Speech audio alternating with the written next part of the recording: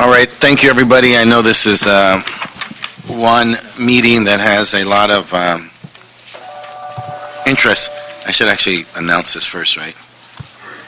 Welcome to the Housing Committee meeting of January 22nd, 2014. I am Gil Cedillo, Chair of the committee, and I'm joined by my colleagues, Felipe Fuentes and Mr. Kern Price. Welcome. Any opening statements, gentlemen? No.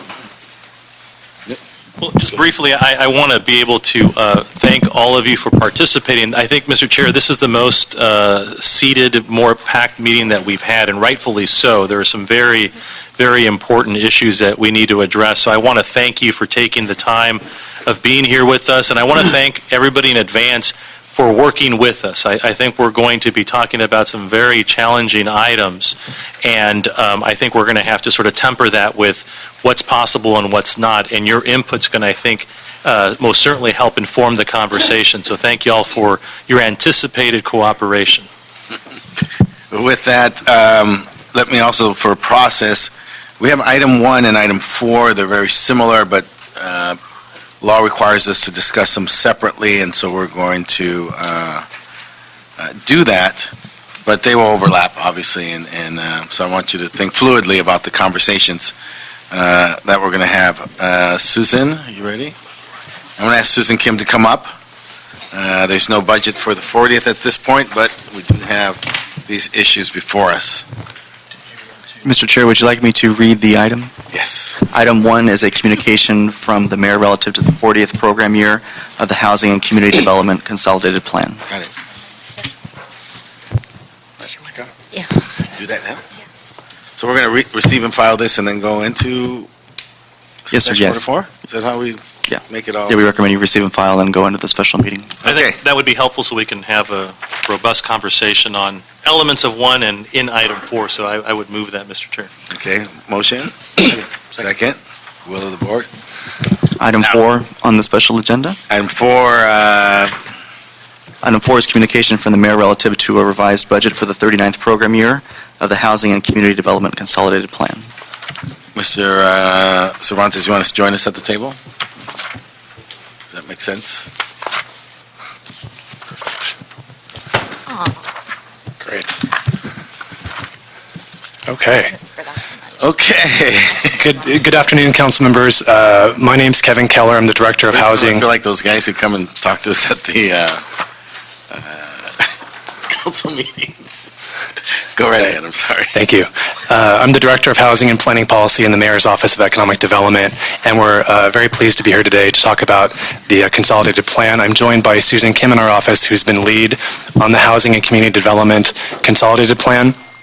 As you know, the mayor's priority is getting Angelenos back to work and ensuring City Hall meets the needs of all of our residents. Our office used priority outcomes to help guide this process, and I think as the council member stated, there are still challenges ahead in light of some reduced funding potentials. But the mayor's priority outcomes that we used are the following. Looking to promote good jobs for all Angelenos across the city, to restore the city services that make our neighborhoods livable and attractive, to make our communities the safest in the nation, and to create a more sustainable and livable city. And so with that as an intro, I'll hand it off to Susan Kim of our office to walk through the item. Thank you. Good afternoon. The consolidated plan, as you know, is an important vehicle for, in alignment with the mayor's goals, for ensuring that we provide good jobs and to ensure that we create livable neighborhoods, particularly for low and moderate income families. Specifically, the Community Development Block Grant provides resources for the development of viable urban communities by providing affordable housing, suitable living environment, and expanded economic opportunity. As you know, there are 4 entitlement grants in the consolidated plan. The Community Development Block Grant, CDBG, Home Investment Partnership, the Emergency Solutions Grant, as well as housing opportunities for people with AIDS. In addition to recommending funding in the letter that we submitted. The transmittal to council also modifies the approved budget for program year 39. When that budget was developed, we were working off of projections because we had not yet received the actual entitlement amounts from HUD. So we received the amounts in May, a month or two after the city had approved the budget. So there's some amendments made. Adjustments were made in the allocation of dollars during the program year, but this makes adjustments in the budget for council's consideration. In developing the plan, the Housing and Community Investment Department held community meetings across the city, and the mayor's office worked closely with council offices to identify strategic opportunities to invest in revitalization in low and moderate income communities across the city. Today's presentation is focused on CDBG in particular among the consolidated plan funds and on project year or program year 39. The same policies and strategies were applied to program year 39 as in program year 40. A preview of program year 40 is that resources are extremely limited and it's a pretty bare bones budget. As will be discussed later in the committee meeting, due to CBDO, Community-Based Development Organization matter, we're unable to present Program Year 40 today. Our office is working closely with council leadership to discuss the matter and determine a path forward for the city, given its tremendous implications. However, turning back to 39, the city in Program Year 39 received unexpected revenue and was able to fund applications that were received in program year 40, in program year 39. So that's what's before you in the letter. Specifically, in program year 39, the city received revenue mostly from additional program income. That totals $12.4 million. Over the past, since program year 33, the city has over-obligated their CDBG funds.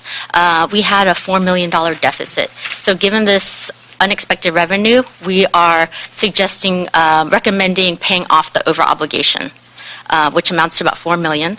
That leaves $8.4 million. There were some actions taken by council during the program year, and that leaves $7.6 million in unexpected revenue. The budget before you is the result of thoughtful conversations with council offices to identify successful projects in the different communities throughout Los Angeles, because that equals success for the city of LA.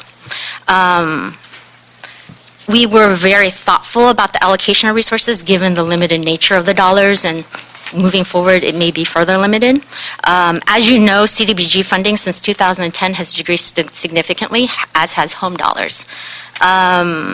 And of course, this committee is well aware of the impact of the loss of the redevelopment agency. Its impact in economic development in low-income communities, as well as in affordable housing production. So, in the mayor's office's review of the community development block grant applications, we received almost 150 applications. And we used the following criteria to kind of review the applications. We want to ensure alignment with at least one of the mayor's priority outcomes, as Kevin articulated. And also to really maximize the impact on economic development, our office provided, focused on gap funding to finish off projects, to ensure that projects are in action now in the various council districts. Due to the tremendous demand for limited funding, applications were only received for economic development as well and neighborhood improvements, POTS. Note that in the proposed budget, we are providing $2.5 million for the Neighborhood Improvement Fund. It's a fund of particular interest to the various council offices. It's actually the pot of resources that's in most demand. So we want to make certain that there were funds available as well as a process put in place to allocate those dollars. The Neighborhood Improvement Fund aligns well with the Mayor's Great Streets Initiative, as well as the transit-oriented consolidated plan. To maximize impact of the Neighborhood Improvement Fund, the city is establishing guidelines to ensure proper use of the funds and to ensure transparency and efficiency. The Housing and Community Investment Department is managing the fund. Under separate transmittal, you'll receive more detailed kind of guidelines for your consideration. And I think that's it. Also in front of you are the controller instructions that are consistent with the proposed budget before you. Thank you. Thank you, Mr. Chair. So I'd like to zoom out a little bit just to sort of talk holistically, understanding that we, for those keeping track in the audience, the committee chair heard and recessed the special agenda item number 1, and now we're talking about 1, essentially, along with item number 4 in the regularly scheduled agenda. And also on that agenda is the real concerns that the Housing and Urban Development Department has voiced to the City of Los Angeles with respect to Program Year 38. So I'm going to apologize if I talk in alphabet soup here, colleagues, and if I need to not get into sort of the City Hall speak, I will try my best. But Program Year 38 has some, I will say, challenges, it sounds, that need to be determined whether we are within sort of the guidelines that we're supposed to be in. Item number 4 and elements of 1, let's go with number 4, we're talking about program year number 39, which is to say that I don't have any issue with the recommendations to this committee about how those monies are going to be spent. I just want to sort of press back and ask, what is the plan? Let's say if we are found that we have to adjust how we spend the consolidated monies. We're essentially in program year 39 behaving as if there wasn't an issue in program year 38. And that's a different agenda item, and we're going to speak to that in a second. But how much more liability potentially are we creating by sort of continuing the pattern and practice in program year 39?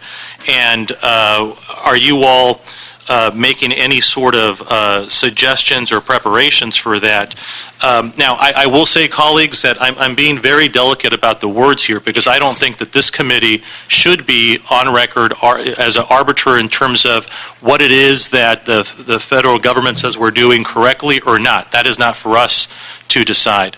But understanding that the reprogramming with the savings that you're addressing in program year 39 follow a year that there's some real interest from HUD on, should we not be considering maybe dealing with how we're dealing with the savings here differently than what you all are proposing, or have you all given it some thought? Councilman, the control instructions and the recommendations in the mayor's transmittal are funds and dollars that are not associated with service or CBDO services, so there'll be no impact to any discussions we have regarding the CBDO determination by HUD. So these actions before you are to utilize the existing resources we do have that are, if you will, brick and mortar and non-service related that will be put back into the community to be spent. So the decision that you'd make on 39 subsequent to the CLA doing any report on the mayor's transmittal would be consistent with all other consolidated plans and does not impact the CBDO discussion we're going to have. So could those monies, the brick and mortar monies, the 85% monies, could they be used, and I guess we should have the CLA sort of investigate this, could they be used in the event that we need to use them for any sort of repayment issue in the future? No, they cannot. Any type of findings made by HUD, the grantee would need to repay that with non-federal funds for the current program year they're in or any future entitlements. Okay. And, I'm sorry. We were careful in programming dollars for 39 to make certain that there were no, we were in complete compliance with HUD regulations and the nature of the conversations that we've had with them. I'm trying to be careful. Well, I wouldn't use the word compliance today. So they were all for economic development dollars as well as neighborhood improvement dollars. Sure. Very good. Okay, so understanding that that we feel like because it's brick and mortar, it's categorically not an issue. I guess let me come back to item number 1 then, or elements of item number 1 that we're discussing in item number 4. Historically, it's my understanding that the CO and CLA would put out a report, and then you all would sort of give us your sort of interpretation of that. So I'd like to be able to, and I think, Mr. Chair, you're going to address this, I'd like to have the CAO and the CLA sort of comment on sort of the proposed plans that you all have before us. Again, I don't have any issue here with it other than sort of the process. And, I just want to remind my esteemed colleagues here that, these are great recommendations, but ultimately this body, this council does the appropriation over CDBG budget, et cetera. So to have the CLA not have a report in here doesn't make me feel so good. So let's figure out how to get that in there. But I want to thank you for bringing this forward, and I'm excited about the sticky ones, which we're going to talk about soon.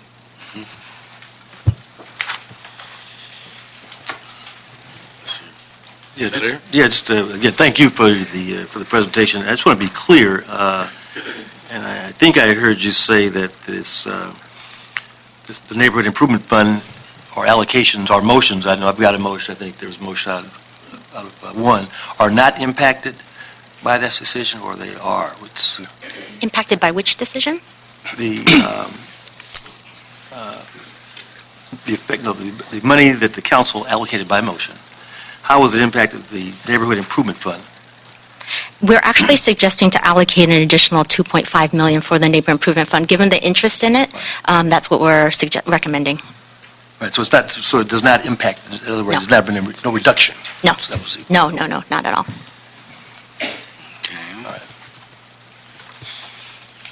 All right. Deeper. Yes. Get the CLA, yeah. Yeah, can we get the CLA report? CLA. I have a report.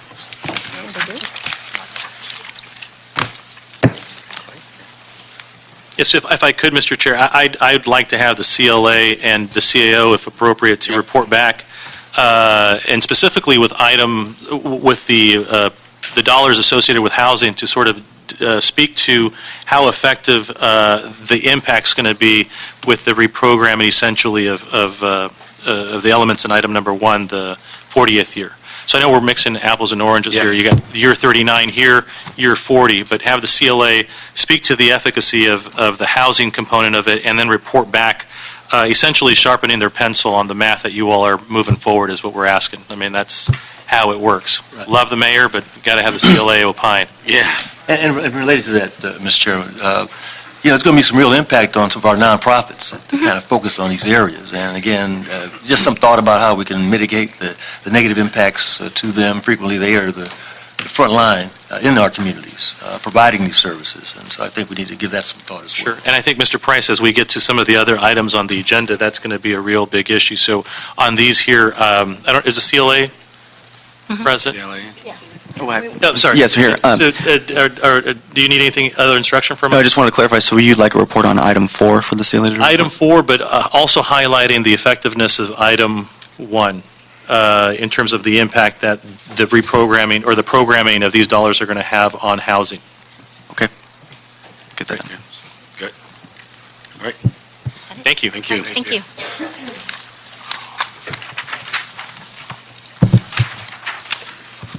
That would take us to item 2 on the regular agenda. Item 2. Oh, Good afternoon, council members. Rushmore Cervantes with the Housing and Community Investment Department to discuss the matter relative to community-based development organizations and the recent communication from HUD dated January 14th to the city regarding the city's utilization of the CBDO designation. The impact of this decision will be rather significant, as is stated in the letter. Pardon me, Mr. Chair. We need to adjourn the special meeting and reconvene. So we need to go back to regular. Right? Correct. Go back to the regular meeting. Also, did the committee wish to make a recommendation, approve the recommendations in the mayor's report on item number 4, or Yeah, we're good with it. what is the recommendation of the committee? On number 4.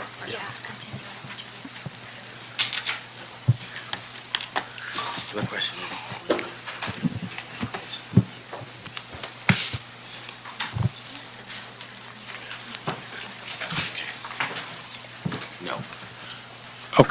Not at this moment, Okay, the only for the CLAs. okay, that's the recommendation of the committee. Yeah. Okay, thank you. You good with that? I'm sorry, can you repeat that? My question was, it was the committee making a recommendation to approve the recommendations in this Housing Committee report, or was the only recommendation at this time the recommendation for the CLA to report first? I'm asking for the CLA to report first, but I don't know what the pleasure of the chair No. is. Yes. Okay. Yes, and Yes. so it's the report first, and then I assume that the committee will then make an action subsequent to the recommendation of the CLA. Okay, thank you. We can have all the information before we evaluate. Okay. So the special meeting is now adjourned? To adjourn? Adjourn? Okay. And we are now back in the regular meeting on item number 2. Thank you. Much more. Again, this is the discussion regarding HUD's letter to the City of Los Angeles dated January 14th, 2014, relative to community-based development organization utilization. The impact of said letter is significant as relayed in this letter. It would have an impact of approximately $18.7 million to the service delivery system, impacting 98 agencies. The crux of the issue is relative to two particular findings, one of which is that the City of Los Angeles has not held the organizations to have the proper composition of their board. That's a relatively minor issue, but it's been an issue that's been raised in the past by HUD back in a prior finding. The other more significant finding, though, is the utilization of the funds for activities that do not create permanent jobs. And that's a significant issue because, for the most part, all $18.7 million that are allocated to the community do not create permanent jobs as it is currently, as defined by HUD. Again, we'll discuss at maybe a later point as to whether that's correct reading or not, but that we're here today to discuss what the impact of the letter is. But it's important to give the proper context of the CBDO utilization. Go back to 1992. Prior to the civil unrest, the city was under the 15% service cap for the CDBG monies. Post-civil unrest, the HUD authorized the city to be able to allocate up to 25% of its allocation for public service dollars. The city held that percentage for about 10 years until such time the HUD came back to the city and indicated that we had to go back to the required 15% that was required by Congress. The city did so, but came up with an ingenious way, or looked at an alternative way to be able to continue to provide the needs to the community, utilizing community-based development organizations within the city. So then from there, they went up to approximately 35% of the overall entitlement going to the community. That was a decision by the council and the mayor at that time, and it was to address a need in the community. Subsequent to that decision, the city has moved on, utilizing that methodology to provide services for the community. In 2007, HUD did an audit of then CDD, who was the administrators of the CDBG. They only had one major finding, that was relative to the board composition. No mention was ever made relative to the creation of permanent jobs. So let's fast forward. HUD came back and audited it again and looked at 2011. And they gave us their findings in 2012. CDD, Community Development Department, was eliminated June 30th of last year. Now the Housing Community Investment Department has taken that on since July 1st and has been working with both the local HUD office as well as headquarters. And I think it's important to note that when we look at a letter like this, it's signed by the local director, and we obviously respect the local director, but in conversations that we've had with not only the local office but also headquarters, this is clear that this is a direction that came from headquarters. And this is that they're very firm as to how they want the city to move forward. In essence, what they want the city to do is cease and desist all activities relative to funding activities under this CBDO designation immediately until such time that either the city is creating permanent jobs and has a board that's consistent with what's required, or they'll have to stop. The timing is very challenging because at this point the city has been fighting, the department, HCID, has been fighting, or negotiating, I should say, with headquarters to try to have them see that the city needs to provide these services. There's a need in the community. If you look at other service delivery caps throughout the country, there are some that just by virtue of when the caps were put in place, they were grandfathered in. So you have cities such as Seattle, Chicago, and others that have high percentage service caps, up towards the 43%. The city of Los Angeles is, again, the second largest city in the United States, and we're forced to operate within a 15% service delivery cap. So it's very challenging. So I commend the prior department heads of CDD at the time to come up with the idea to utilize a different model. But now we are addressing this particular issue now, and it has far-reaching implications. As I mentioned, the dollar amount is significant. But in order to have that conversation about what the impact is, you've got to look at both not only what we fund under CBDO, but also we have to look at the public service dollars. And I have to look at program year 39 because that's the current year that we're in. If you add both the public service dollars to the CBDO, we're looking at approximately $30.5 million that we're talking about. And again, based on the current program year, that would mean basically we have to eliminate the $18.7 million and shoehorn whatever services we do have, make cuts, eliminate, and bring it down to about $11.8 million.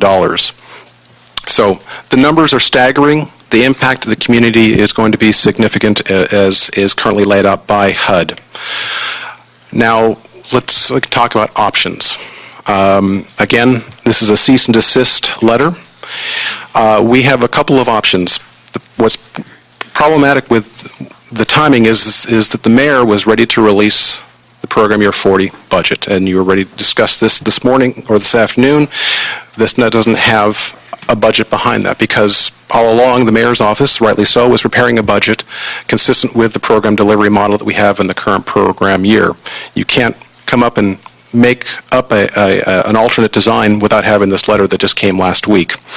So now the city has got to make some serious decisions as to how it wants to proceed.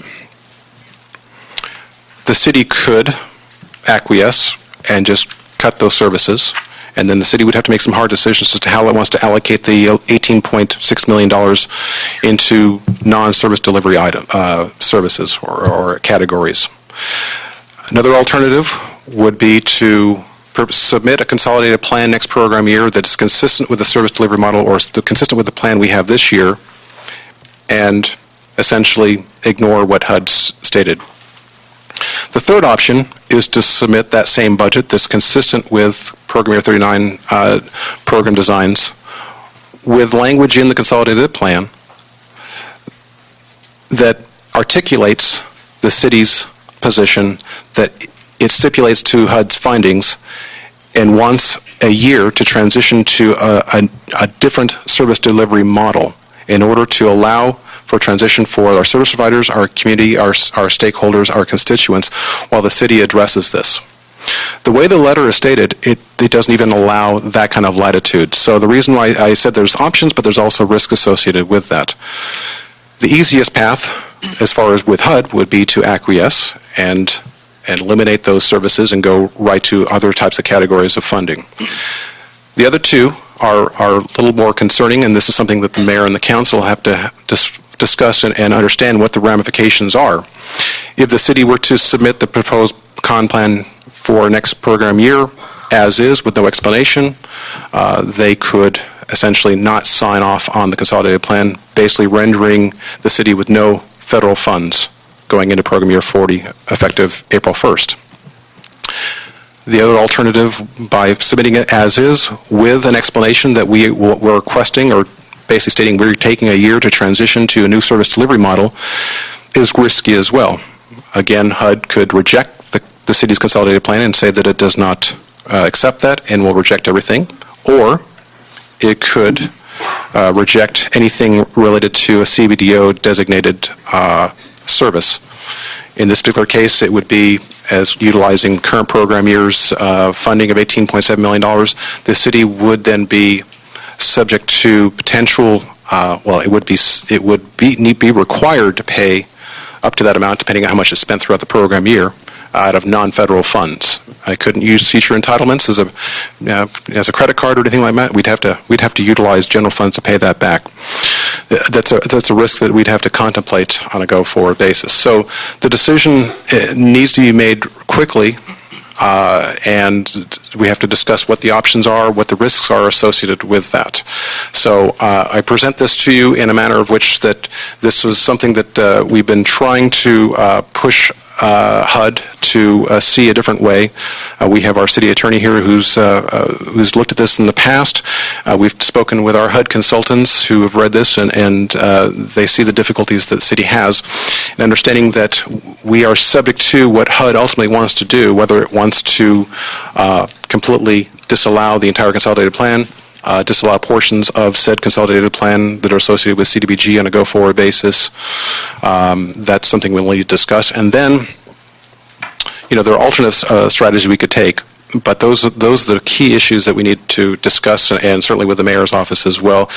This department is poised to assist the mayor and council as best we can to provide information, and where there's issues, there's opportunities, and potentially there's an opportunity to align our resources in different ways, such as utilizing nurses, neighborhood revitalization strategic areas, which are a means by which to identify targeted areas in the community that have the most need, and target investments that are not just federal, but all sorts of resources, and provides benchmarks where there's targeted investment and there's deliverables that are associated with that, and you report accordingly.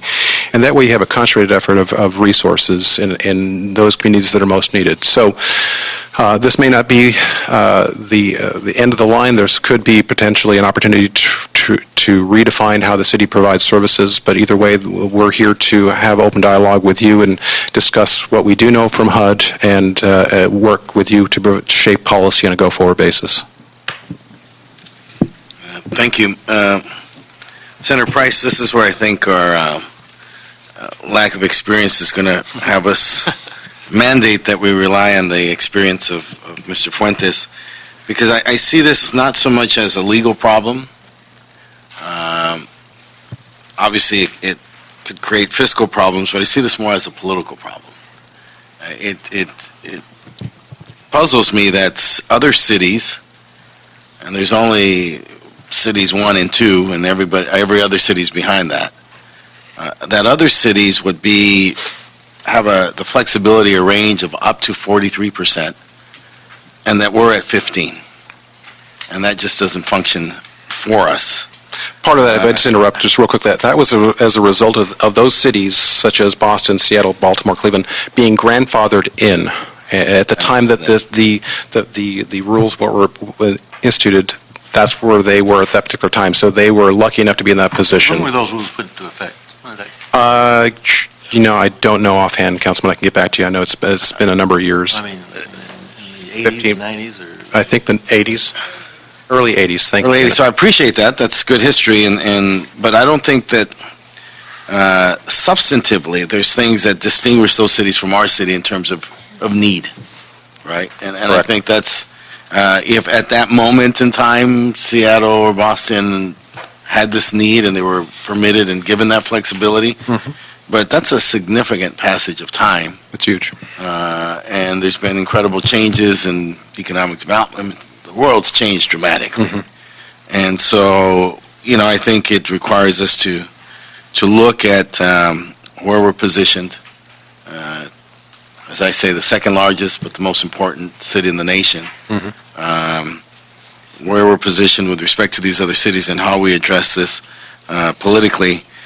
I don't know if we've exhausted that and those resolutions before we get into the mitigation mode. I'm not at that place yet. Understood. And I think the circumstances that we're presented with, and we'll hear from the public in a minute, but what's presented to us are all three options are really kind of untenable at this moment. Mr. Fuentes, I look to you for guidance on this. Thank you, Mr. Cedillo. So let me begin by saying that, we really do owe a debt of gratitude to Mayor Garcetti, then Councilmember Garcetti, because the 15% cap was a fight that has been, that you're speaking to directly now, Rushmore, that is something that we're going to have to make a better case at in Washington, D.C. To your point, Mr. Cedillo, the 15% doesn't fit the second largest city in the country, and it doesn't speak to the overwhelming demand and need of these types of services to our residents. That being said, it's a big chunk that's on the to-do list for us as a city. And with the mayor's leadership now, Mayor Garcetti, I think we're going to have to really figure out how to make the case. The question, I think, becomes how do we get there from here?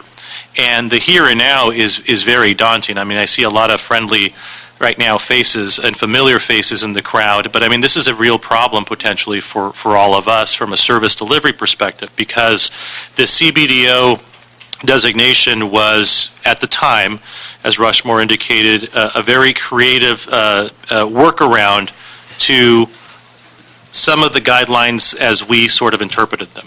And I began at the outset of this meeting talking about how we ought to be very cautious, colleagues, about not making any judgments of whether we are or not working within the parameters of these particular programs. I think that is for the city attorney's office and Rushmore and his department's expertise to help us understand potentially what the liability is for all of us, because I think it's a very, very delicate situation, and I would not want to be part of a record that indicates that there's some predisposition or acknowledgement that we are not operating within the color of the law.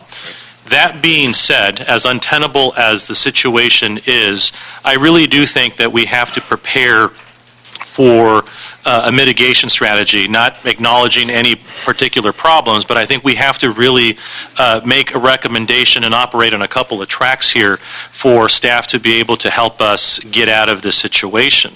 To take us a little bit further back down memory road here, or memory lane rather, we have had very significant targeted programs that have worked, and there was no question about sort of their efficacy. Now, it doesn't speak to the overwhelming need in terms of trying to make sure that we've got public services in the CBDOs, but as a stopgap, we should probably consider that in year 40, understanding that today we were prepared to talk about year 40 with the exception of this January 14th letter.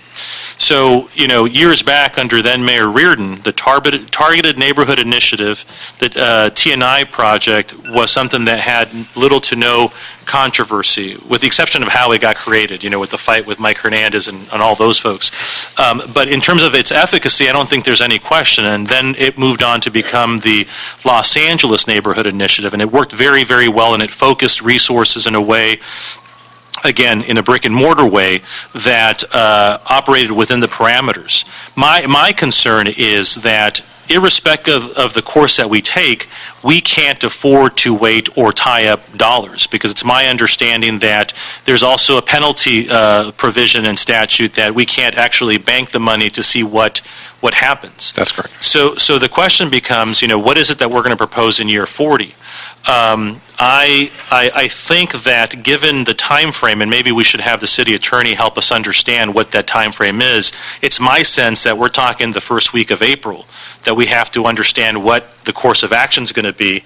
And so I'm not sure that getting essentially an act of Congress to make the accommodation to lift the cap is going to be workable between now and April 1st. It's not to say that we shouldn't try to figure out back at HQ, whoever the decision makers are, a waiver process or something. I mean, I think we have to fight to figure out how to lift that cap, at least as it relates to year 38, potentially year 39, and as a strategy in addressing year 40. So I'm very supportive of what Rushmore is suggesting, is that, I don't know that he's suggesting it. I think one of the solutions in your set presented to us is potentially saying, here is our sort of traditional CDBG plan for year 40, with the proviso that we are going to pivot in some other way if we had to. And that other way, I would suggest, it would be along the TNI, let's call it version 2 way. So this way, if we can't make any ground with whoever the decision makers are in Washington to give us the flexibility for year 38 and year 39, at least we have on a separate concurrent track a plan to deal with year 40. And I don't think that runs afoul with some of the goals that the mayor's office and some of us have enunciated in terms of actually improving communities. But it necessitates us having to have a strategy to shoehorn the remaining service deliveries into that smaller sort of dollar amount, the 11.8 million, I think is the number that that you mentioned.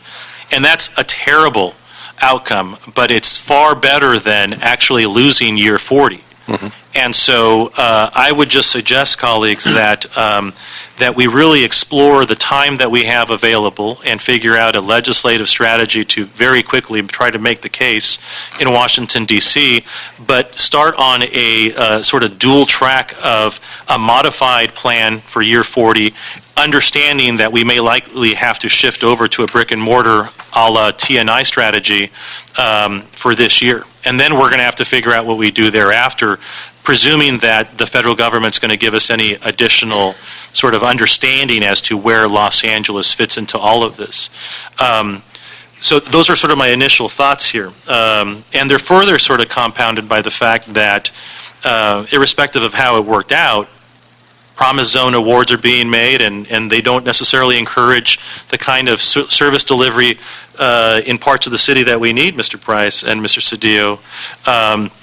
And now we've got this problem. So one hand is, I think, Gil, as you and I were talking privately, one hand is given, another hand is taken. And so it's a very tenuous conversation that we're going to have with the leadership in Washington. But, I'm just as floored from all of this as everybody in the audience is, and equally concerned, because in my neck of the woods, I've got fantastic groups of people who are doing amazing work, and we are trying to plan for the future, and now the future is very uncertain for us. And again, I don't want to make any predisposed statement as to what it's going to look like, but we're going to have to know post haste what is going to happen so that we can plan. And that's pretty frightening from a service delivery perspective, because we all are depending on the good people that are in attendance and doing the service delivery in a very sort of meaningful way. So I don't know if there's anything there that's helpful, Mr. Chair, but I think that if I had to make a recommendation, is that we're starting that legislative strategy very quickly, and we're also sort of coming up with a plan A, plan B, and looking back at, a very successful TNI and Lonnie program, which the elements, may or may not still be in what was CDD. But I mean, there's a model there that we can really turn to very quickly that was appreciated by Washington, D.C. That's very... I'm going to be right now. That's very helpful. I think it's prudent, a little more prudent than I would be, because that's why we need you here. And I think also one thought, not in this discussion, but always keep in mind, if we're looking for bridge funding, is there a role for the state to play? 1 year grant, 1 year only assistance, partnership with the city, the state, and the feds as we move back, as you suggested, Mr. Price. Yeah, I just wanted to, I think, echo the concern and real frustration that this new policy sort of presents, especially to areas of need in communities that need it the most. And again, just let me clarify, the new money that we received, as we discussed in 4, is it subject to this restriction as well? The new monies in Program Year 40? Yeah. They would be subject to this new... No, that we talked about in the reprogramming. 4. The reprogramming, as we discussed, Councilman, would be going to line items that are not associated with service delivery or CBDO, so they would not fall under that scenario that we're discussing right now. Okay. Well, we need to do something, and I think certainly raising the flag legislatively is one approach. We have to do that, but we need to have a fallback position. And that's what's so quizzical, exactly what that will be and how it's going to impact not only the organizations, but more importantly, the residents that they serve. Right. And so I think we just have to, if I may, I think they have to come back with some additional suggestions. I think that we can come back with some recommendations. We can certainly work with the mayor's office and the and your offices, but certainly having some form of statement of some kind in the proposed budget going for Program Year 40 that it clearly articulates an acknowledgement of some of their findings, and that we are intending to look at a new service delivery model without being specific, because we don't necessarily know what that's going to be. It may take this body and the full council and the mayor some time to really come to a conclusion what it ultimately wants as far as a service delivery system on a go-forward basis.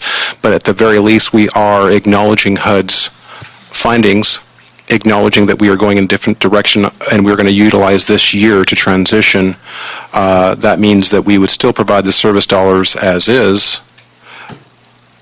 while we go through this process to vet what that process would be, what this new service delivery system would be, and then go through the steps thereafter. Because by the time of going through the process of identifying what type of service delivery system we want, targeting areas, going through a competitive selection process, executing contracts, all three of you gentlemen know the process in the city and government. That's going to take some time, and it's full vetting process with the community and of course the council. So we have to move very quickly on this on a go-forward basis, but we do at the same time want to ensure that we retain those monies for next program year. So we need to submit a consolidated plan that reflects the full amount for said services that we have now, I believe, and then come up with an agreed-upon language that would be submitted. And as you stated clearly, Councilman, both of you, all three of you, is to look at all alternate ways with headquarters or Washington to look at the overall service delivery cap, so we have a backup plan. That makes a lot of sense. So we're fully supportive of that. If I could just add sort of a tertiary sort of suggestion, I mean, I think you're absolutely right, on the right track, is that we have to, depending on what you all determine and tell us we have to do as city staff, I think it's important to be able to draft a plan that proceeds almost as normal, with the caveat, as you mentioned, of making a declarative statement that we are aware of the findings.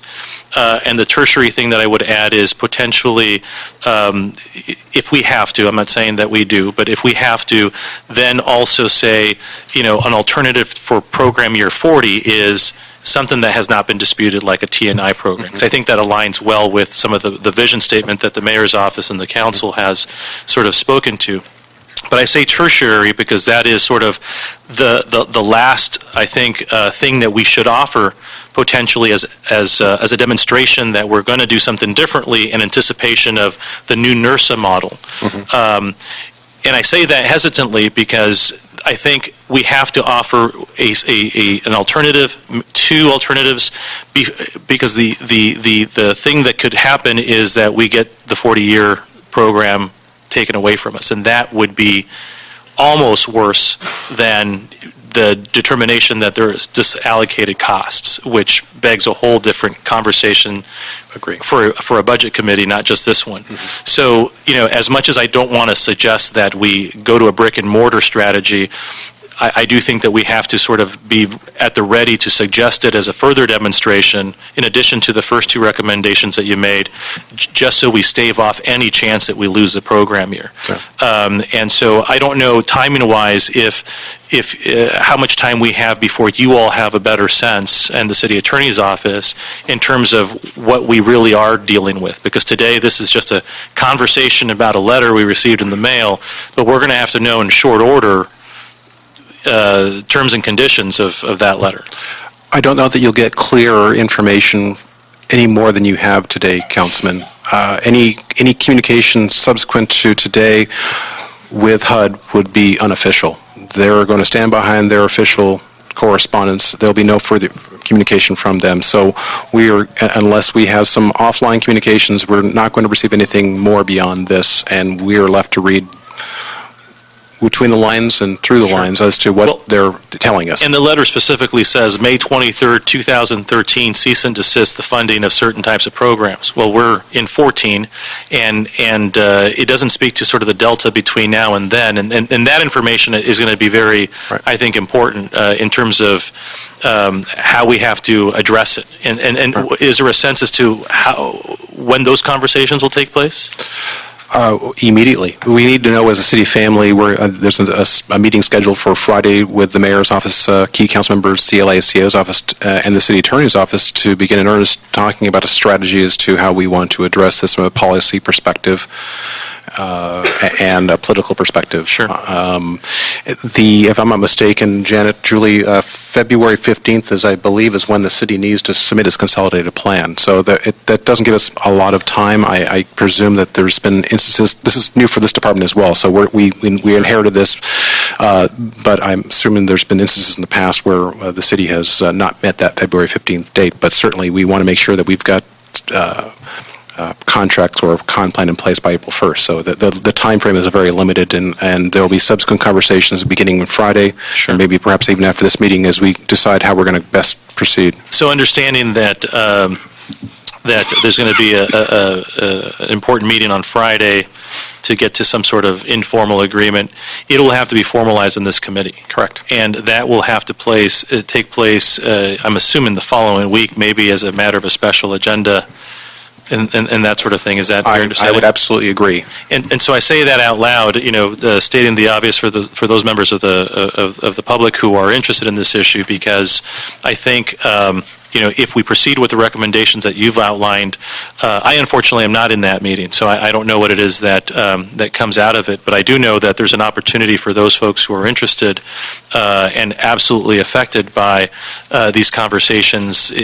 We're looking like next week we're going to have to, as a committee, make a recommendation for the full city council to adopt, because February 15th is right around the corner. It certainly is. And to your point about coming up with an alternative plan for brick and mortar, our department's already been working on that as a plan B. We've got to look at all the different options, so you're correct in having backup plans and for the worst case scenario, but we're going to continue to persist to push the agenda to try to secure the appropriate service delivery cap that the city needs that we don't currently have. What role, what part, percentage, 1 to 100, does this board compliance weigh in the decisions of HUD? I'm not quite clear what your question is, Councilman. There were two concerns that they raised, and one had to be whether or not we had the right board compliance. Right. 51% of the board members had to be from within the community and low and moderate income. What role of our non-compliance did that play in their decisions? How big a matter is it for them? It's important. It's the second time that they've brought that up. Right. Yeah. Is this one little thing where they look at us and say, we've given them notice, we've worked with them, and they're just ignoring us, so maybe they'll pay attention once we take a separate action? I'm trying to find It didn't get that sense. When looking at the prior notification, I believe it was 2007, Councilman, when they had that initial finding over the board composition, the city negotiated, and there was some loose language that went back and forth between HUD and the city to kind of resolve it. That the city honestly didn't truly resolve it because it's been found once again, but the letter that's been crafted is a lot firmer and tighter than the previous communications we've received from HUD. So I don't think that the former really had anything to do with the non-compliance of the board resolution. The board had really nothing to do with the latter, which is the job creation under the CBDO. And what really is of concern to HUD headquarters in particular is the high service delivery cap. In their estimation, that shouldn't be so high. And if you're going to be that high, then you need to either have a higher service delivery cap, or you need to be compliant with the CBDO model or a NERSA of some other kind, but you need to be compliant. Okay. Mr. Rice? So, good? Yeah. Okay. All right. We will be seeing you soon and back maybe next week. And thank you for bringing that to our attention. Are we at public comment yet? So, let's hear public comment. One of three. We've got Parker Anderson, Liz Herrera, and Veronica Olmos. Mr. Anderson, how are you? Good, thank you. Let me grab one more. Give you the comfortable chair. Thank you. Well, you sit taller. Good afternoon. I'm Parker Anderson. I'm General Manager for Human Services for the Watts Labor Community Action Committee, and we operate a family source center in the South Central area. And incidentally, we're celebrating next year our 50th year anniversary of serving that community. To my right, we have Veronica Olmos McDowell, who is the Executive Director for Central City Neighborhood Partners, and they operate a family source center in the central area of the city. And Liz Herrera, who's the Executive Director of El Nido, who operates a center in the Valley.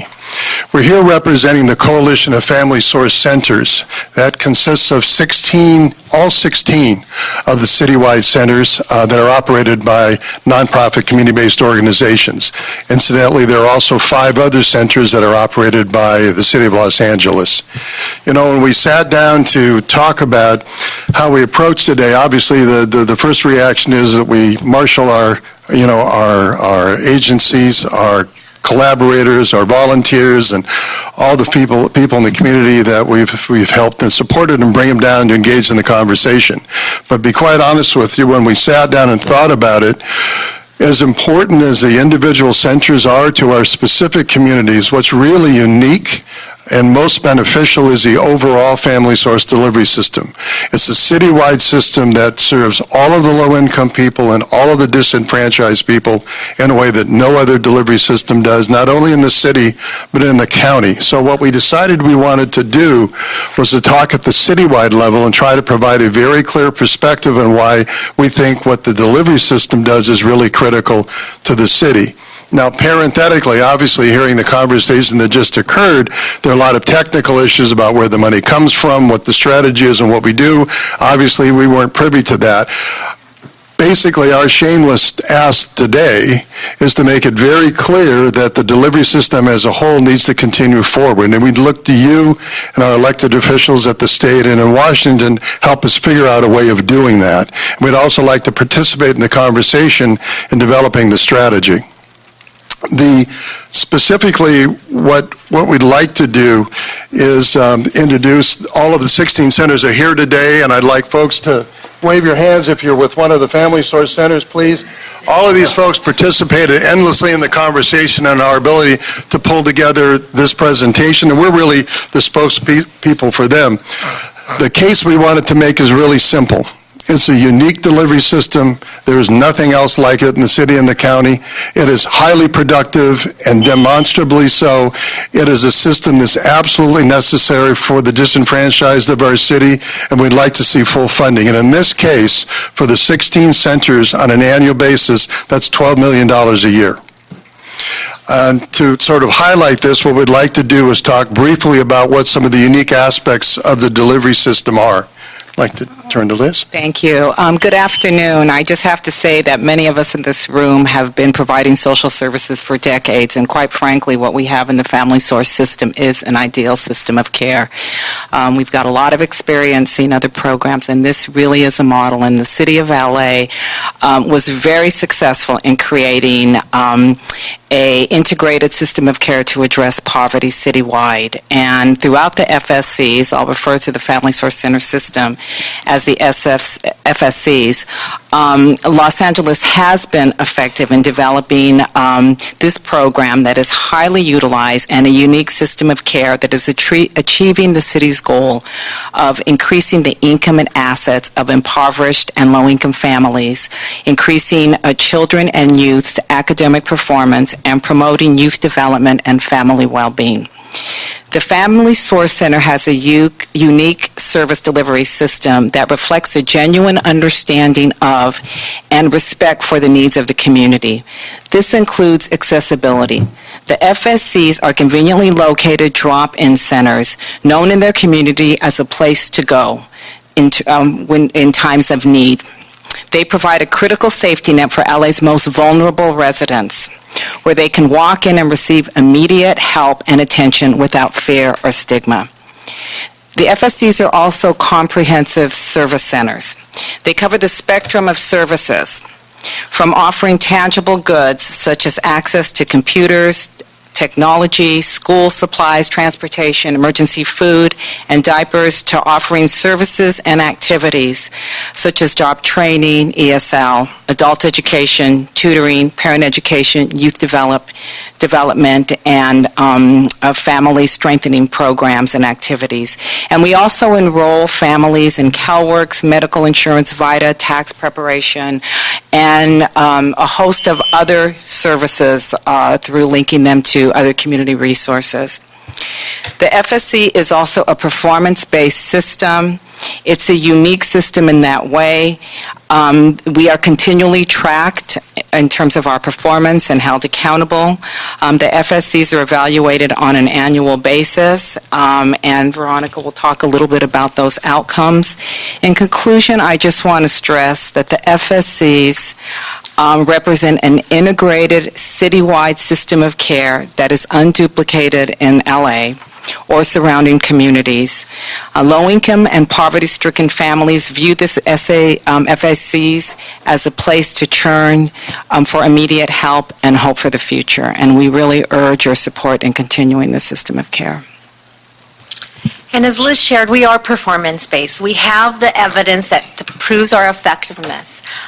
We have an outside organization that has evaluated the Family Source System, CSUN, and they have come in and done evaluations on customer satisfaction. They have looked at the data that we have entered that is supported with backup documentation.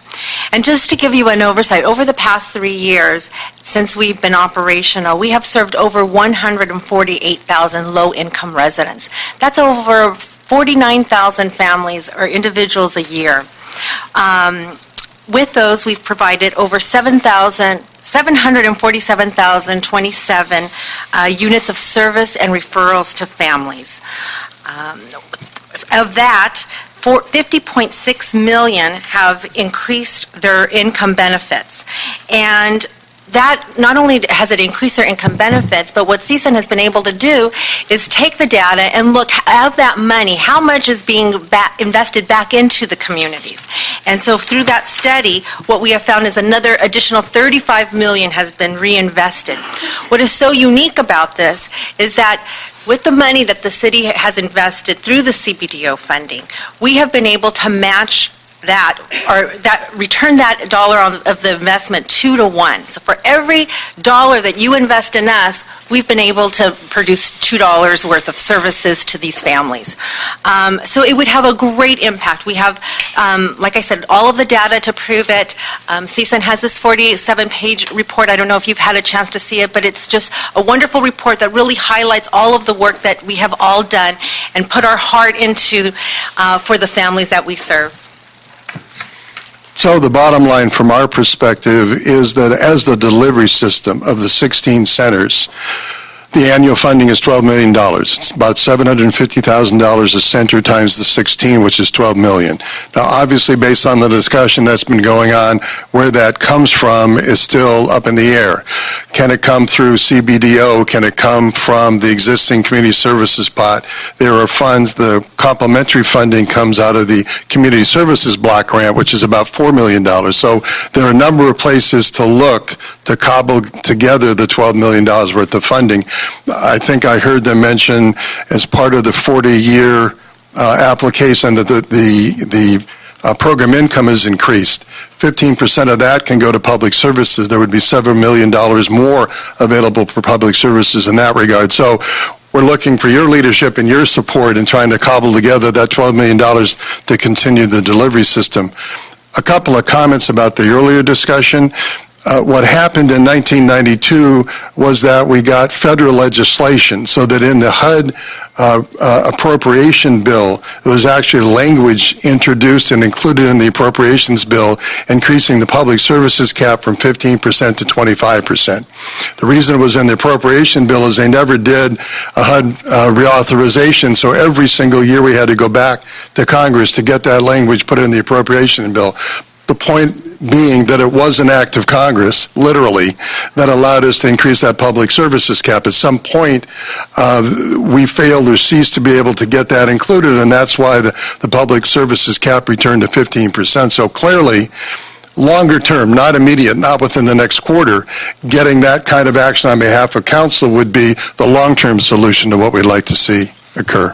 What was the max that we had accomplished? It was 25%. Now, to be quite honest with you, they were prepared to introduce 35%, but I got a call from Tom Bradley and indicated that the entire block grant was not supposed to be providing just public services, so we altered that request to 25%, and that's why it ended up being 25. you have any questions of us about the delivery system? What's really interesting is that with the Cal State analysis, this is a real performance-based system with real demonstrative measurable outcomes. It's not the kind of wishy-washy, soft, fuzzy stuff. It's very, very clear. The return on investment is very, very strong. And at the individual level, it's very, very meaningful. And we would love to have you come out and visit the centers. We'd love to have you there. The staff, the community are really proud of what we do, and we'd love to see you there. And we'd actually like to see you out there next year, not just the next couple of months. Thank you very much. We're very familiar with our center in the first district. But let me ask you, so these studies and this information were given to HUD. When, how? I would have to ask the department if it was given to HUD.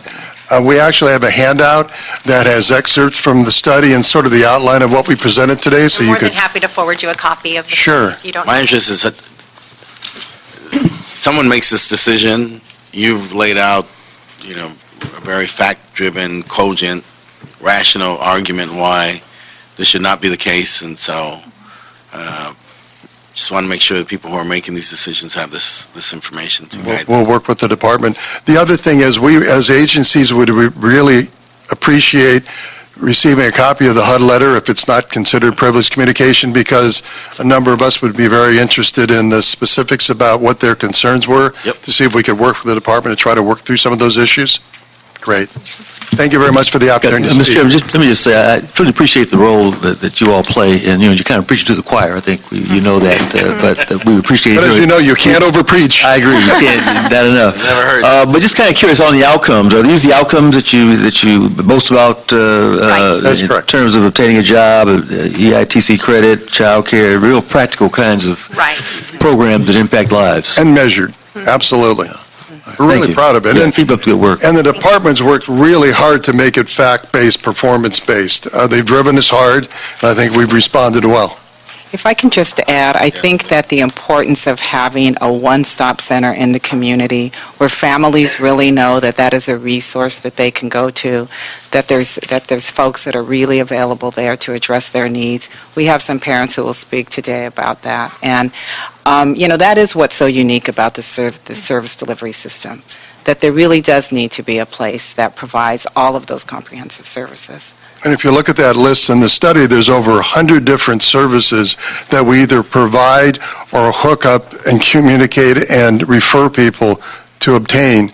Picture an individual trying to understand 100 bureaucracies and how to access those resources and understand the eligibility and the application process. That's what we do, and that's what makes it really, really valuable. And there's so many more folks and agencies, including county agencies and universities and whatnot, that are part of the system that are not represented today, but are equally part of the system providing these services. Please don't leave yet. Thank you very much for the opportunity to speak. Thank you.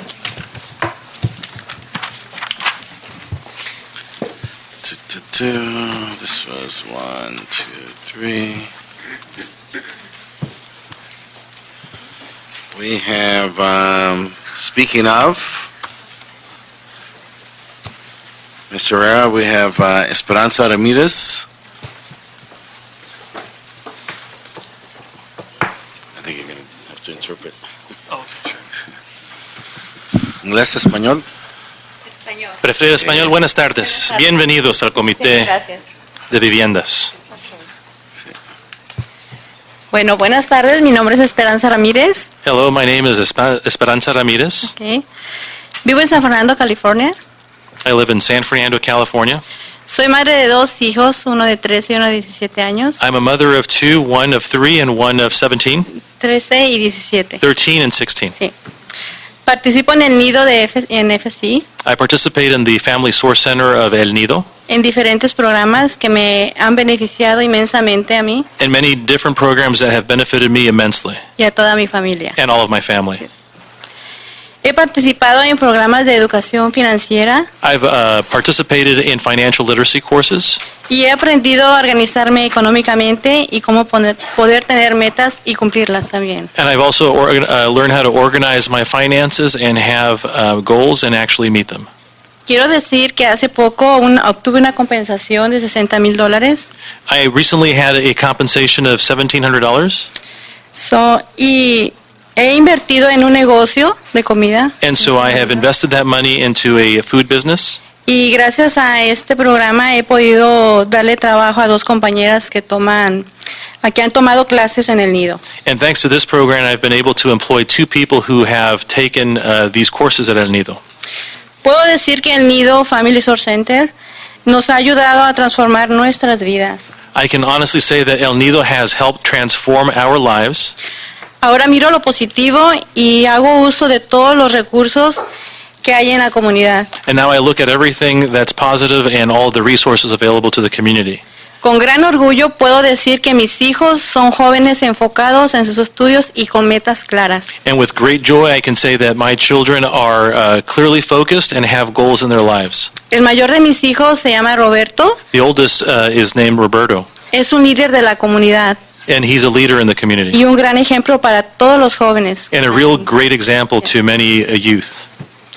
En este año, Roberto se graduó de la high school y está aplicando para ayuda financiera también. This year, Roberto is graduating from high school, and he's applying for financial aid to attend university. Mi hijo Gabriel, que es el que tiene 13 años, My son Gabriel, who's 13, y él asiste a un programa en el Nido, he attends a program at El Nido donde está aprendiendo a tocar un instrumento where he's learning how to play an instrument junto con otros jóvenes con la meta de formar una orquesta sinfónica.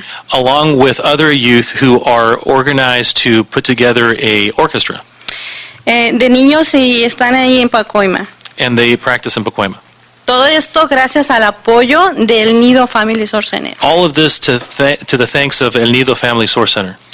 Quiero decirles personalmente que sería un impacto muy grande y muy negativo I would want to tell you personally that it would be of great impact negatively en nuestra comunidad si este programa lo cierran. to our community if this program were to not be there.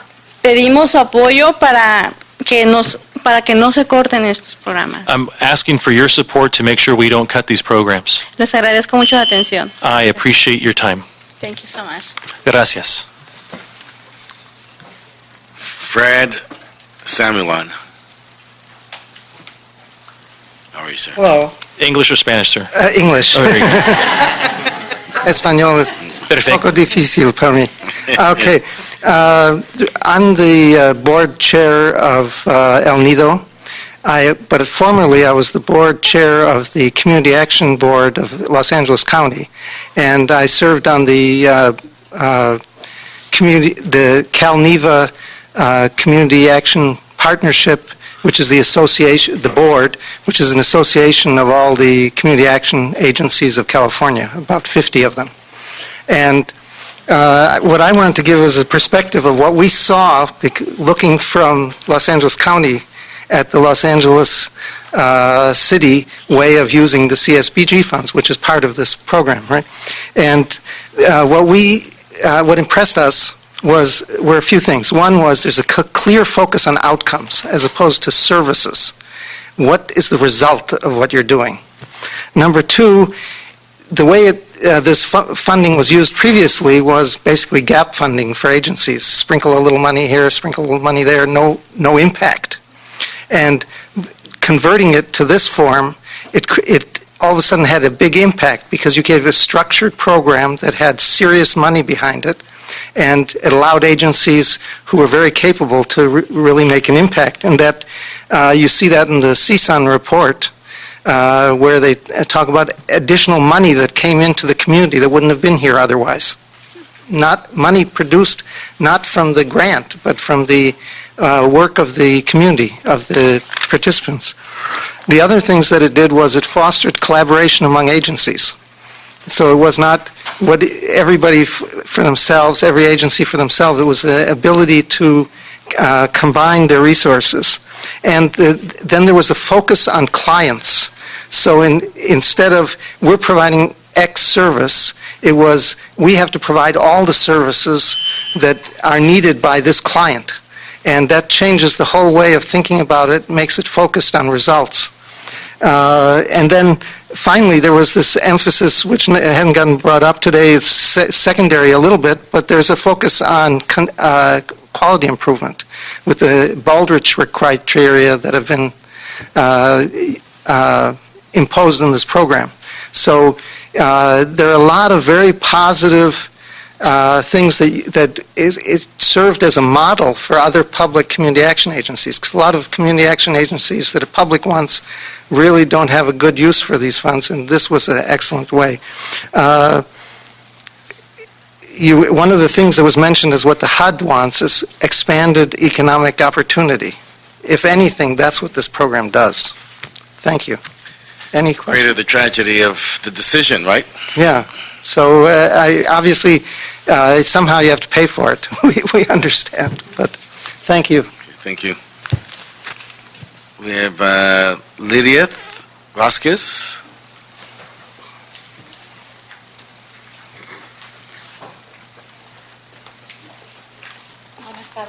Buenas tardes. Buenas tardes, mi nombre es Lidiet Vázquez. Buenas tardes, mi nombre... Good afternoon, my name is Lydia Vasquez. Yo soy una de las beneficiarias del Nido Family Centers, I'm one of the beneficiaries of El Nido Family Centers, quien me ha ayudado a mí en la capacitación y entrenamiento, who has helped me in expanding my capacity and my training, en el aprendizaje de computación, de finanzas. my learning of computer skills, finance. Todas estas capacitaciones me han ayudado para entrenarme para conseguir mejores trabajos. All of these abilities have given me the opportunity to obtain better jobs. Mis hijos han sido beneficiarios de este programa. My children have been beneficiaries of these programs. Se han sentido capaces de se han sentido más capaces de salir adelante. They have felt more capable to get ahead as a result. Han tenido mejores notas en sus escuelas. They've had better grades in their school. A mí me encantaría que este programa no se cerrara, It would be important for me for this program not to end, porque así tendríamos comunidades más seguras. because we'd have more secure communities. Agradezco al Nido Family Center todo su apoyo. I appreciate El Nido Family Center for all of their support. Gracias. Thank you. Okay. And we have, finally, Jackie Kimbrough.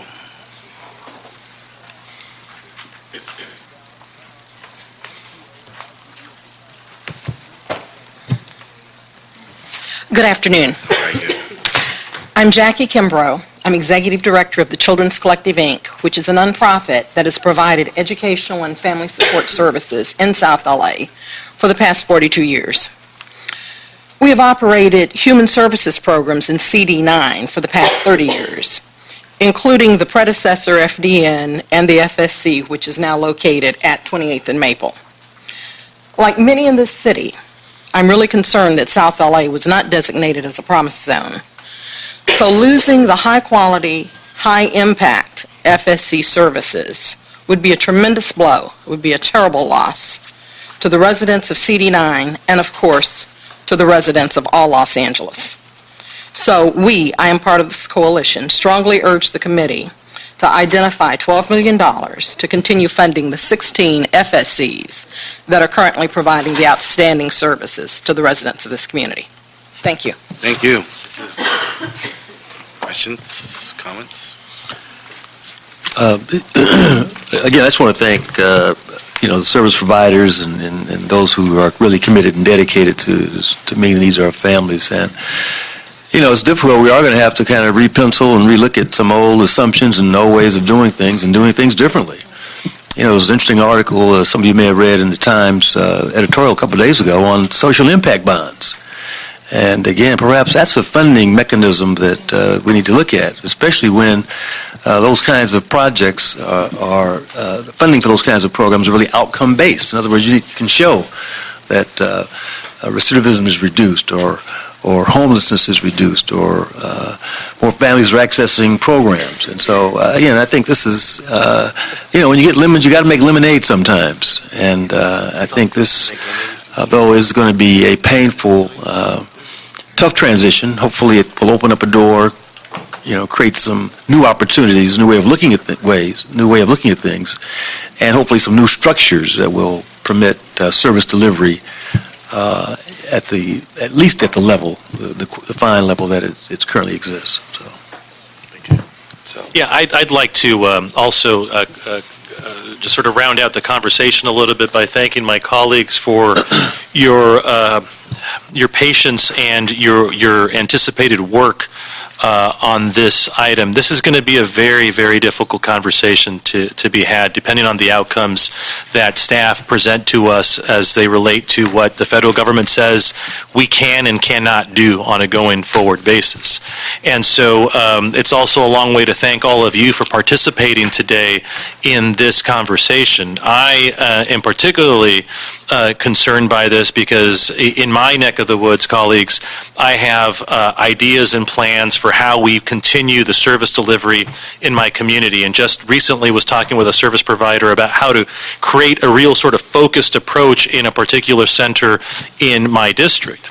And then I caught wind of the challenges that HUD is saying that the city of Los Angeles now has as a result of statute and whether we are or not working within the parameters.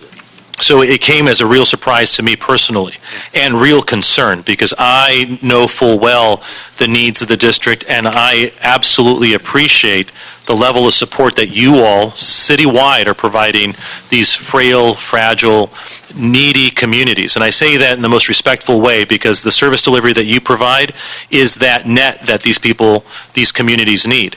And so unfortunately, we find ourselves in a position where we may have to make some very difficult choices, and that's not unfamiliar to my colleagues here who have served in the California State Legislature with me. And for better or for worse, we have come ahead. And so the opportunity that I think presents itself here, irrespective of how we decide the funding mechanisms are going to end up as a matter of compliance, I think the opportunity here for us is to figure out how to smartly create additional linkages in the service delivery model. The first challenge is going to be trying to understand how we mitigate any potential damage to this current infrastructure that works very, very well.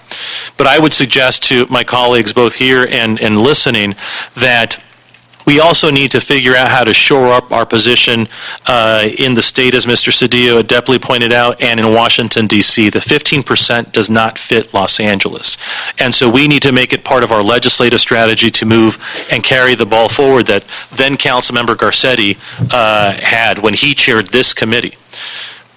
Equally important, I think we're going to have to figure out how to develop a real link between this committee, Mr. Chair, and the Budget and Finance Committee.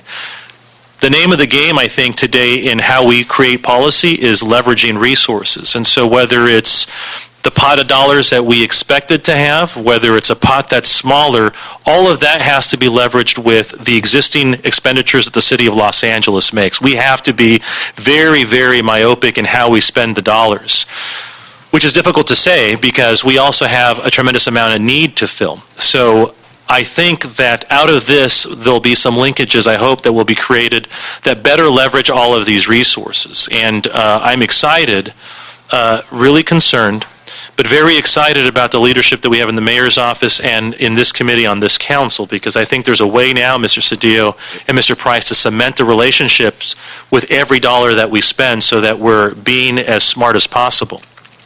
But it's not to say, though, that this particular process is going to be easy. This is going to be very difficult, and we're going to have to rely on, unfortunately, the attorneys in the city family to help us understand our potential liabilities, and we're going to have to deal with year 40 in programming in a way that's a real demonstration that we are doing something that is recognized and appreciated by the federal government according to statute, so that we don't jeopardize those dollars. And I know that's not what the people who came here want to necessarily hear, but our challenge is that we don't jeopardize this stream of funding for the future, and that's going to be really difficult. So again, I want to thank everybody who came in today to help us understand how important your service delivery model is, how successful it is, but I also want to thank you in anticipation of your collaboration and understanding as we begin what is being done to us, and it's not something that we're doing to you all. This is being done to us by the federal government. So, again, it's not unfamiliar territory, Mr. Cedillo, Mr. Price, for us to have to make very difficult decisions, and that's what's ahead of us. So thank you so much for your leadership, and I'm looking forward to getting out of this mess. Thank you. Let me say thank you to all of you who are here today. It is very important to us. As my colleague stated, we have experience with making tough decisions. Being at the state for 15 years, I've seen both the good times and the horrible times. We've inherited this, but we all fought hard to get this inheritance, and so we are here, as my colleague says, optimistic.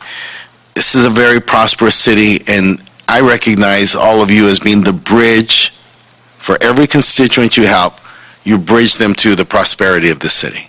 It's a wonderful city, but the services you provide help all your constituents be full participants in this city, and so we're going to fight for you, and we're going to figure out what's the best way forward as the city family. But I share the long view that my colleague does.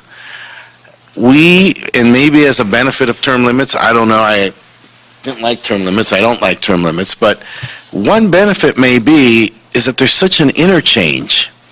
So when people say the feds or the state or the city, I think of people that I served with. We were speaking earlier of what that meant to have Tony Cardenas there, or Janice Hahn there, or Lowenthal and Javier Becerra. These are people we know, we've served with, we've worked with side by side. And when we think of the state, I can think of some chief of staffs who worked in this very building who are now members of the state legislature who would have open ears and hearts both to our request for, say, bridge funding or some other collaboration on these types of programs so that we can bring all the pots together, the federal pot, the state pot, the city pot, and bring them together. And I think that's one benefit of term limits, if there's any, is that we're all interfacing now in different institutions. And so, as I always ask my staff, don't tell me that it's the feds, tell me what the person is who's making this decision. Because I have faith and confidence that if we can get this information to them, and they don't have a disposition that's hostile to us, that then they should, that they'll exercise good judgment. And what you've demonstrated today merits funding, the maximum possible, if we can talk to someone who knows us and who knows the value of our programs. And so that's our job. That's what we're going to try to do. That's what we're going to try to present. And so I thank you for being here. We have one other brief matter before us. Rushmore, I'm going to have to tax you one more time. Oh, pardon me, Mr. Chair. Before we go to item number 3, I believe there was someone who wanted to speak on item number 1. I'm not sure if she's still here. I don't have a card. Oh, mailing them out to me or what? I'm here. You're talking about Carla. Yes, Carla. Yes. Please join us. Okay, so we'll go ahead and reopen item number 1 for public comment.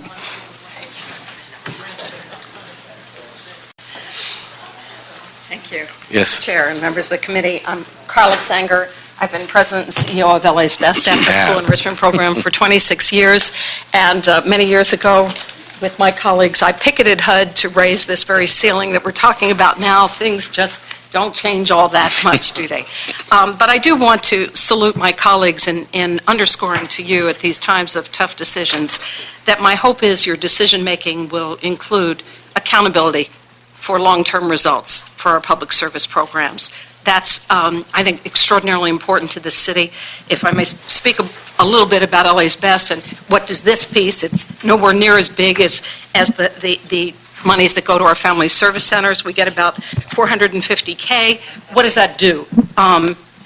Does a tremendous amount. Let's talk about probably 1,700 jobs for many community people, first time in 11 of our city council districts with the greatest needs and the fewest resources. Let's talk about 1 year, 560 students, but it's not just the children, because there are all kinds of benefits I can talk about to the children from a high-quality after-school program. It's about the parents who can seek training, who can seek jobs, because they know their children are safe and supervised until 6 o'clock every day. How many parents, for this particular pot of money, we're looking at about 500 parents who otherwise wouldn't be able to go to school or to find jobs or to seek employment. I think that it's important to say to you that LA's Best has more longitudinal data than any program of its kind in the United States. And that's because of a lot of money coming from Department of Justice tracking our kids over time. We know this is unambiguous data.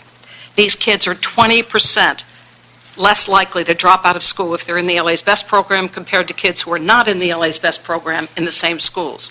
We know they're 30% less involved in crime over time. And that's valid and reliable data from the Department of Justice and UCLA. In fact, there are not many HCID-funded direct service programs for any city, Chicago included, with this kind of empirical track record and low cost. It's also important, I think, to hear what some of the national leaders in social justice and education say about LA's Best. They tout us in their literature. It's a big brag for the city of LA.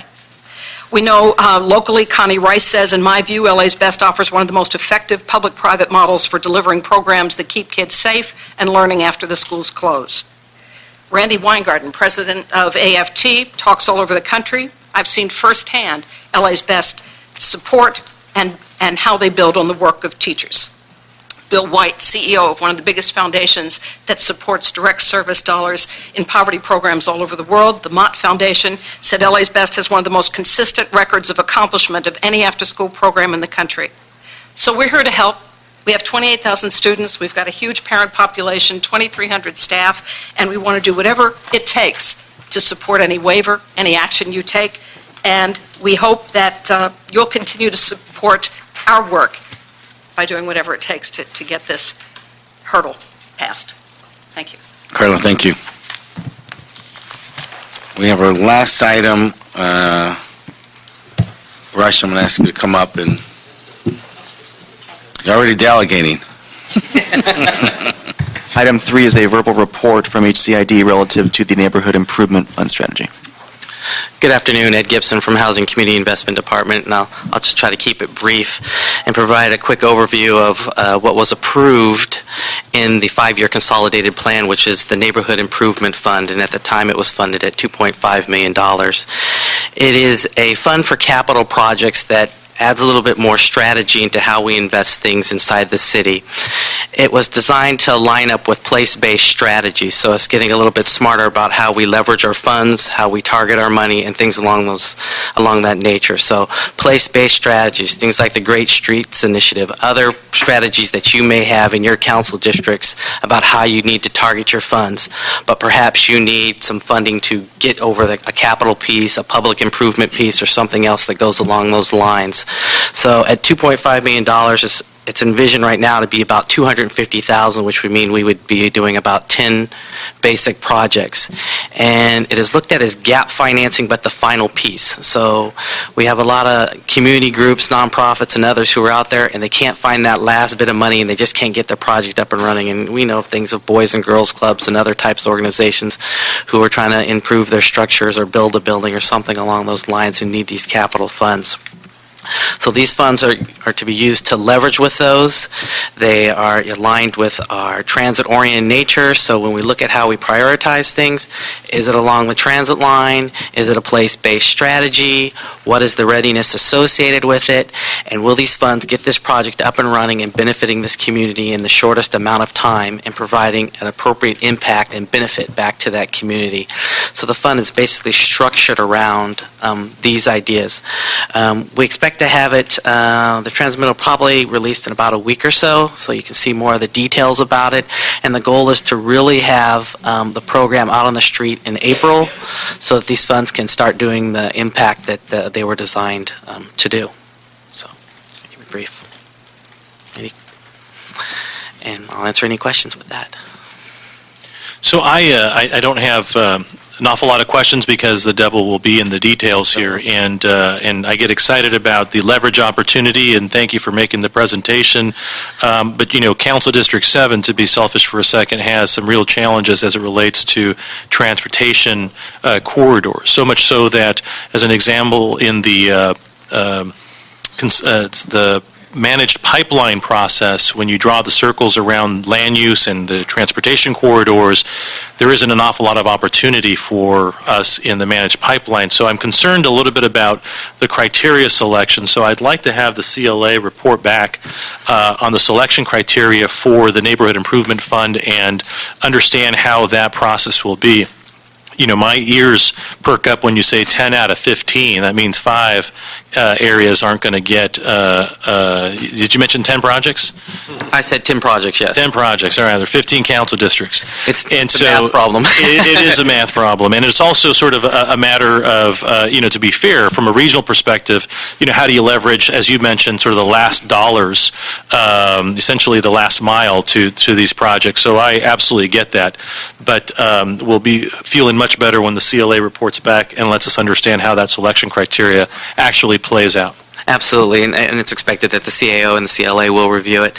But to partially answer your question, it's part of the criteria, not the mandatory, because the sheer fact of it is some things fit inside, around the transit corridor districts, and other things that are also important may not. And so it is a part of the criteria, but it's not the defining criteria. So your concern is something we also watch as well, which then also ties it back to, okay, so maybe it's not around a transit corridor, but maybe it's a place-based strategy where some thought has gone into an area, and this is that piece that makes it come together. Because at the end of the day, we need that 250, or whatever that number is, to provide some impact and actually have some results that help meet the goals. Sure. So it provides that flexibility as it's currently structured.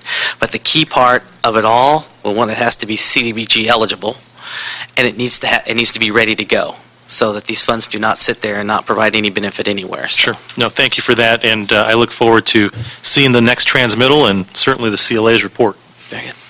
Let me suggest that when you're doing this math, not everything breaks up neatly in 15 different pieces. The city is not fair in that way. There are needs that are greater in some areas than others, and so that one of the perspectives would be to look at those in the greater need. 250,000 is detail on someone's. Was it last week when in Plum we heard somebody that was building on a hill and it was moving soil, and then they had a basement that they were building that was as big as 2 supermarkets. $250,000 would be, detail there. It would be detail. In other parts of the city, it's significant. It helps close a project. It helps do the landscaping. It helps. There's a lot. There could be a lot of value there, and so.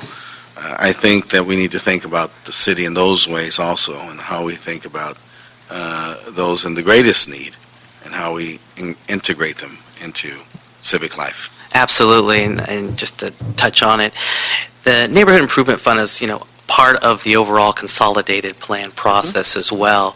So we have our traditional process for which we have those much larger projects that come in through the application process.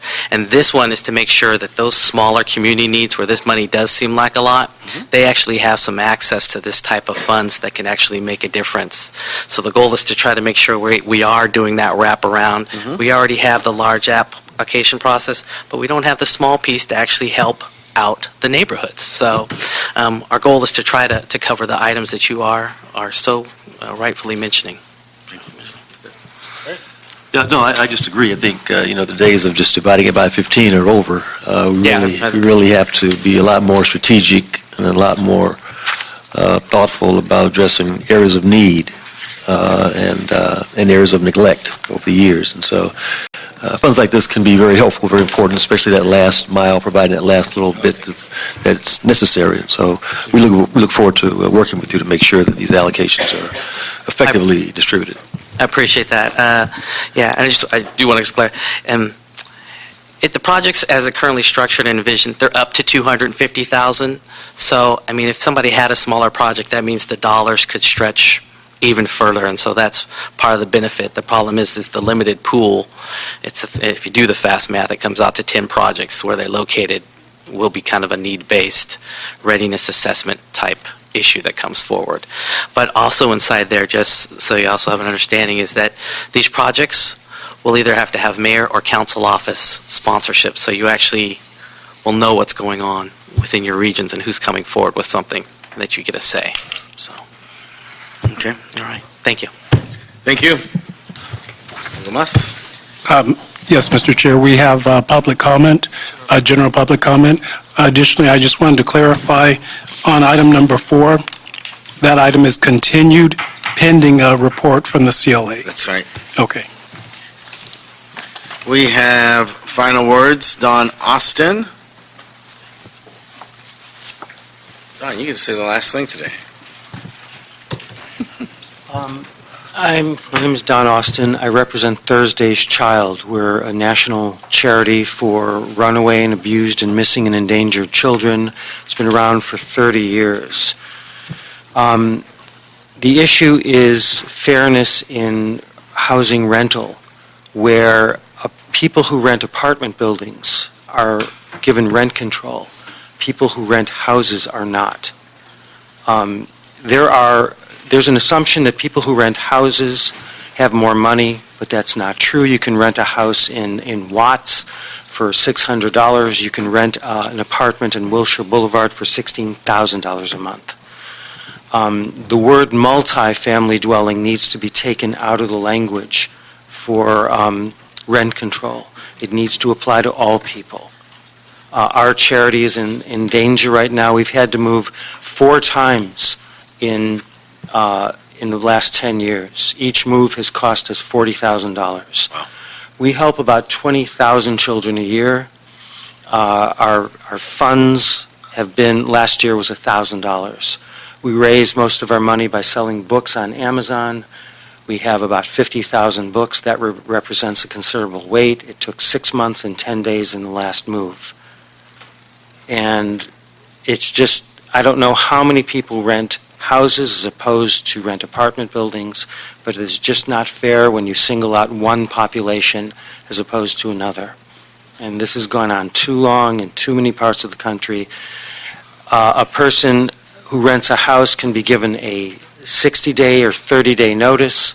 Their rent can increase to $1 billion a month with only 30 days notice. So that you can never consider your house your home. It's like renting a motel. Thank you. Let me recommend that you may want to come and visit us in my office, and we can talk to the staff. I took the cards from all of the councilmen who are on the housing committee. Okay. Well, let me invite you then to visit us. Thank you. Okay. With that, that closes a very substantive and thorough discussion. Thank you for being here. We know it's not easy to come to City Hall or come to the committee meetings. We know you did so with great sacrifice, but let me invite you back. As you know, we have a meeting in 2 weeks, and we've got work this Friday and ongoing, and so we look forward to continuing this journey forward. Thank you. Together.